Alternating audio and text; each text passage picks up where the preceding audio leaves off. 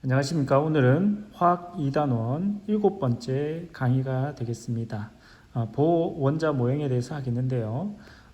보원자 모형이 왜 제시될 수밖에 없었는가, 그 이유와 또 보원자 모형은 어떻게 제시되고 어떤 가설을 이루고 있는가, 가설 두 가지를 배워보도록 하겠습니다. 먼저 보원자 모형이 제시된 이유부터 알아보도록 하겠습니다. 보원자 모형이 제시된 결정적인 이유는 발머가 한 실험 때문인데요. 발머가 한 실험은 수소 방정관에 프리즘을 갖다 대었더니 이런 결과가 나왔습니다. 자, 보통 햇빛에 프리즘을 갖다 대면 이렇게 무지개가 관찰됩니다. 이렇게 여러분들 초등학교 때 창가에서 한 번쯤은 경험해 봤을 거라고 되어지는데요. 자, 삼각형 프리즘을 이렇게 갖다 대면 무지개가 관찰됩니다. 여기서 선생님이 하나 좀 알려드리면요. 이 무지개, 빛이죠. 그죠? 빛은 파장으로 이루어져 있습니다. 다 알고 계시죠? 그리고 각 파장은 에너지 값을 가집니다. 그러니까 빛마다 다른 에너지 값을 갖는다. 이해되시죠? 파란색 빛과 빨간색 빛의 에너지 값이 다르다는 거죠. 근데 여기 보니까 이 빛이 계속해서 빈틈없이 연결되어 있습니다. 그러면 이 연속적인 스펙트럼은 에너지 값이 연속이라는 것을 알 수가 있습니다. 그렇죠? 근데 수소 방정관 실험에서는 이렇게 결과가 나타났다는 것은 에너지가 불연속이라는 겁니다. 실험을 한 발머는 이 부분에 대해서 별 생각은 없었지만 보호가 관심 있게 보았습니다. 보호가 이 불연속적인 선을 보고 러더퍼드의 생각은 틀렸다. 러더퍼드의 원자 모형은 틀렸다. 이렇게 얘기하게 된 계기가 된 겁니다. 자, 그럼 왜 틀렸느냐? 러더퍼드는요, 원자 모형을 보면 이렇습니다. 원자 핵이 있고요. 원자 핵 주변에 전자가 무작위로 회전합니다. 무슨 말인지 이해되시죠? 그러니까 전자가 존재할 수 있는 곳은 모든 곳에 존재할 수 있고 모든 곳에 존재할 수 있다 보니까 모든 에너지 값을 가진다, 이렇게 되는 겁니다. 설명이 되는 거죠. 그러면 이 수소 방정관에 있는 수소에 의해서 전자에 의해서 생기는 프리즘 역시 어떤 값을 가져야 되죠? 이 러더포드 원자 모형에 의하면 연속 값을 가져야 합니다. 그런데 결과는 어때요? 불연속이죠. 그러면 이 가설은 어때요? 틀렸다, 이렇게 되는 겁니다. 자, 보호 원자 모형이 왜 제기되었는지 알겠나요? 보호 원자 모형이 제기된 이유는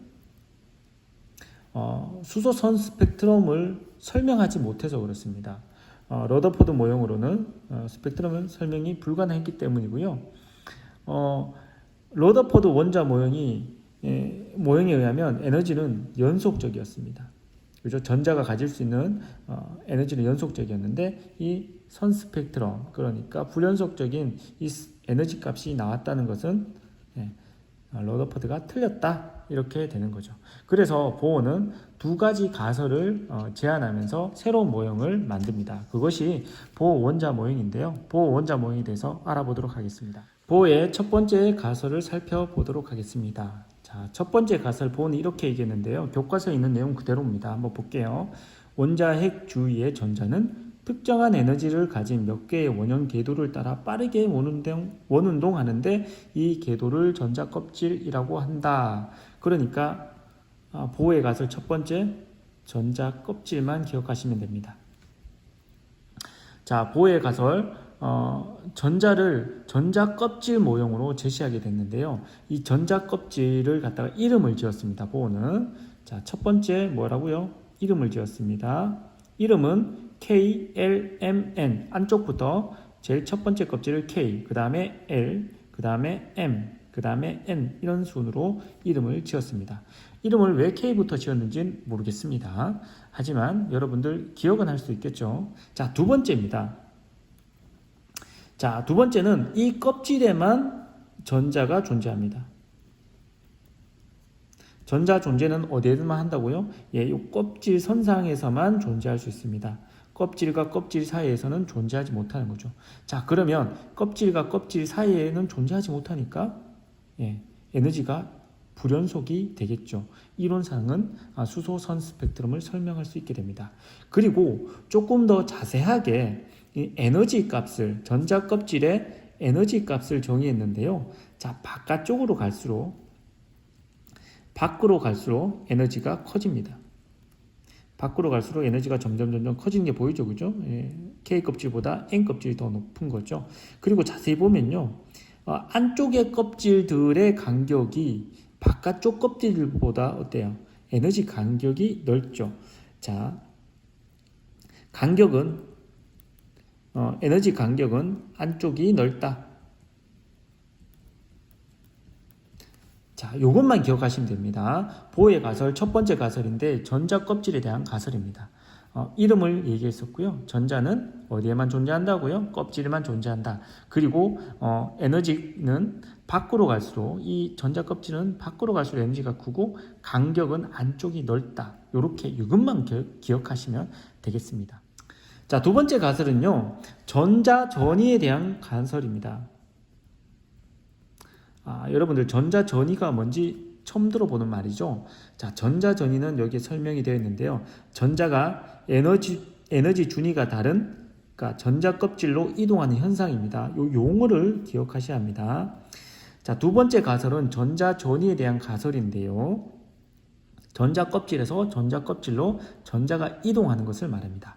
자, 그러면 이렇게 전자가 안쪽 껍질에서 바깥쪽 껍질로 이동하는 경우가 생기겠죠. 자, 그러면 안쪽 껍질은 에너지가 작아요. 여기는 에너지가 어때요? 커요. 자, 에너지가 작은데 커지려면 어떻게 해야 되죠? 에너지가 흡수돼야 됩니다. 에너지 흡수에 대해서 얘기했고요. 자, 반대의 경우도 있겠죠. 에너지가 큰 바깥쪽에서 에너지가 작은 안쪽으로 전자가 이동할 경우 에너지 값이 어때요? 방출되겠죠. 그 값만큼. 자, 그럼 여기서 선생님이 하나 더 얘기하면, 자, 이때 K 껍질, 첫 번째 껍질, 그 다음에 두 번째 L 껍질로 에너지가 흡수되어서 이렇게 올라갔는데요. 이때 에너지가 흡수된 값과 이렇게 같은 L 껍질에서 K 껍질로 내려올 때 에너지가 방출되는 에너지 값은 어떨까요? 같을까요? 다를까요? 한번 답해 보세요. OX. 네, 같습니다. 왜냐하면 이 껍질은 특정 에너지값, 변하지 않는 에너지값을 가지고 있기 때문에 올라갈 때 에너지값, 내려올 때 에너지값, 그러니까 들어가고 나가는 에너지값이 동일하다는 거 기억하시기 바랍니다. 자, 그리고 또 다른 용어가 나오는데요. 바닥 상태가 있습니다. 이 용어는 기억하시기 바랍니다. 바닥 상태는요, 원자가 가장 낮은 상태를 가지는, 에너지 값이 가장 낮은 상태를 가지는 상태를 바닥 상태라고 합니다. 그러니까 전자가 제일 안쪽 껍질에 존재할 때 바닥 상태죠. 그런데 이 바닥 상태 이외에는 모두 들뜬 상태가 됩니다. 전자가 여기 있을 수도 있고요. 이 밖에 있을 수도 있겠죠. 자, 이렇게 이 상태를 들뜬 상태라고 합니다. 자, 두 번째 가설 여러분들 기억해야 될 건데요. 두 번째 가설은 전자 전이에 대한 가설입니다. 전자 전이는요, 흡수하는 경우와 방출하는 경우가 있는데요. 흡수는 안쪽에서 바깥쪽, 방출은 바깥쪽에서 안쪽으로 전자 전이를 할 때이고요. 자, 그러면 같은 전자 껍질에서 같은 전자 껍질로 이동하는 경우에는 에너지 변화가 있을까요? 없을까요? 네, 없습니다.